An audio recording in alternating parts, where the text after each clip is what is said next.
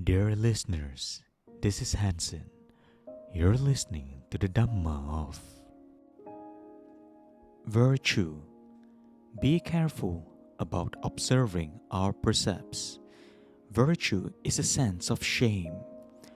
What we have doubts about, we should not do or say. This is virtue. Purity is being beyond all doubts. There are two levels of practice. The first level forms the foundation, which is the development of virtue, the precepts, in order to bring happiness and harmony among people. The second level is the practice of Dhamma, with the sole goal of liberating the heart.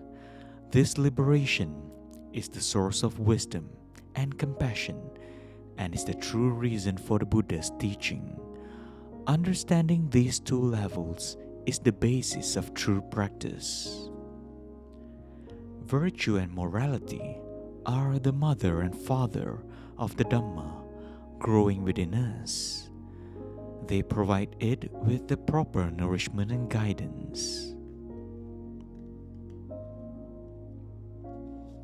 Virtue is the basis for a harmonious world in which people can live truly as humans and not as animals.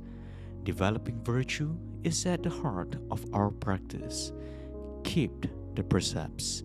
Cultivate compassion and respect for all life. Be mindful in your actions and speech. Use virtue to make your life simple and pure. With virtue as a basis for everything you do, your mind will become kind, clear, and quiet. Meditation will grow easily in this environment. Look after your virtue as a gardener takes care of his plants. Do not be attached to big or small, important or unimportant. Some people want shortcuts. They say, forget concentration. We'll go straight into insight. Forget virtue. We'll start with concentration. We have so many excuses for our attachments. Right effort and virtue are not a question of what you do outwardly, but of constant inner awareness and restraint. Thus, charity, if given with good intention, can bring happiness to oneself and to others, but virtue must be the root of this charity for it to be pure. The Buddha taught us to refrain from what is bad, to do good, and to purify the heart. Our practice, then, is to get rid of what is worthless and keep what is valuable. Do you still have anything bad or unskillful in your heart? Of course. So why not clean house? But true practice is not only getting rid of what is bad and cultivating the good. This is only part of it.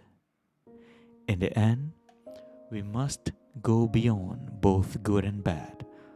Finally, there is a freedom that includes all and a desirelessness from which love and wisdom naturally flow. We must start right here where we are, directly and simply. When the first two steps, virtue and right view, have been completed, then the third step of uprooting defilement will naturally occur without deliberation. When light is produced, we no longer worry about getting rid of darkness, nor do we wonder where the darkness has gone. We just know that there is light. Following the precepts has three levels. The first is to undertake them as training rules given to us by our teachers. The second arises when we undertake and abide them by ourselves.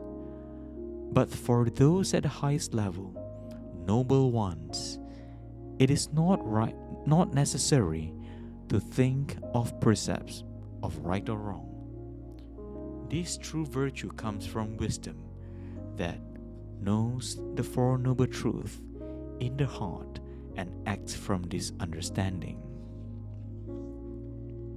Some monks disrobe to go to the front where bullets fly past them every day.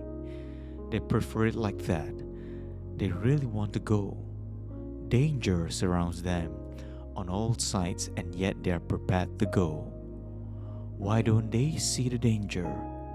They are prepared to die by the gun, but nobody wants to die developing virtue. This is really amazing, isn't it?